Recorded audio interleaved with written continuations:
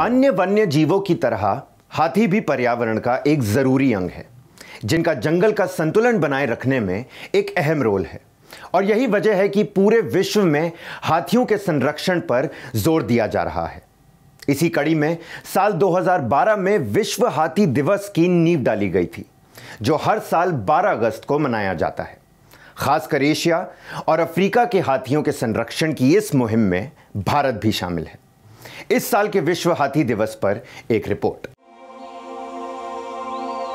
हाथी मानव सभ्यता के विकास के साथ बने इतिहास में शामिल एक वन्य जीव रहा है।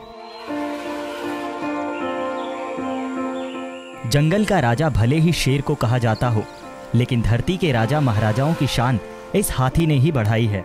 भारत में तो इसका धार्मिक महत्व है, लेकिन इन सब से अलग हाथी हमारे जंगलों का एक महत्वपूर्ण जीव है। पर्यावरण के संतुलन का हिस्सा है, लेकिन समय के साथ इस जीव की संख्या में भी भारी कमी आई, जिसके कई प्राकृतिक और मानवीय कारण हैं।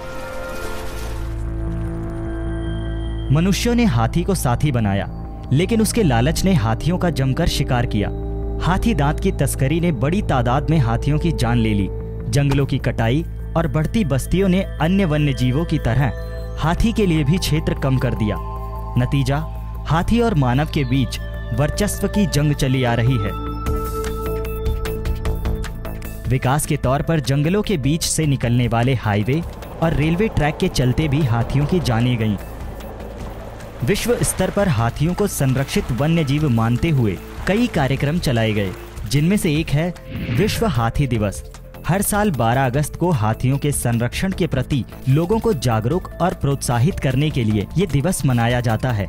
इसी कड़ी में भारत सरकार के पर्यावरण, वन एवं जलवायु परिवर्तन मंत्रालय के तहत विश्व हाथी दिवस की पूर्व संध्या पर एक कार्यक्रम का आयोजन किया गया, जिसमें केंद्रीय मंत्री प्रकाश जावड़ेकर, राज्य मंत्री बाबुल सुप्रियो सहित विभागीय अधिकारियों ने हिस्सा लिया। इस मौके पर केंद्रीय मंत्री ने भारत में मानव हाथी टकराव से निपटने के सर्वोत्तम उपायों पर एक पुस्तिका जारी कर भारत की हाथी संरक्षण के स्थायी और ठोस समाधान करने की प्रतिबद्धता को दोहराया। Fodder and water augmentation in jungle areas, ये बड़ा महत्वपूर्ण कार्यक्रम लिया है। और उस कार्यक्रम में अब इस बार लाइडर टेक्नोलॉजी का भी उपयोग कर रहे हैं, लाइडर सर्वे भी कर रहे हैं। और इस साल जो दिसंबर के बाद काम होगा, सर्वे के बाद,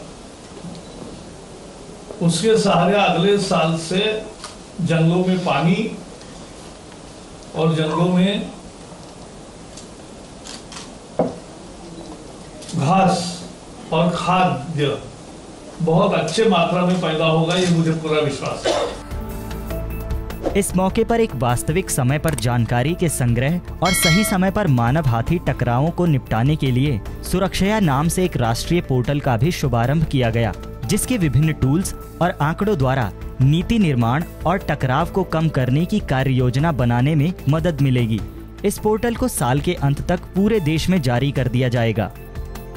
विश्व हाथी दिवस खासकर एशिया और अफ्रीका के हाथियों के संरक्षण को लेकर साल 2012 में शुरू किया गया था, लेकिन भारत में हाथियों, उनके आवास और गलियारों की रक्षा, मानव हाथी संघर्ष समाधान और पालतू हाथियों के कल्याण को लेकर साल 1991-92 में ही प्रोजेक्ट एलिफेंट शुरू कर दिया गया था।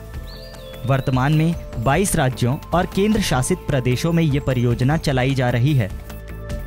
2017 में पहली बार एक अखिल भारतीय सिंक्रोनाइज्ड हाथी जनगणना आयोजित की गई। इस वक्त देश में हाथियों की अनुमानित संख्या तकरीबन 30,000 है, जो कि एशियाई हाथियों की संख्या का 60% होता है।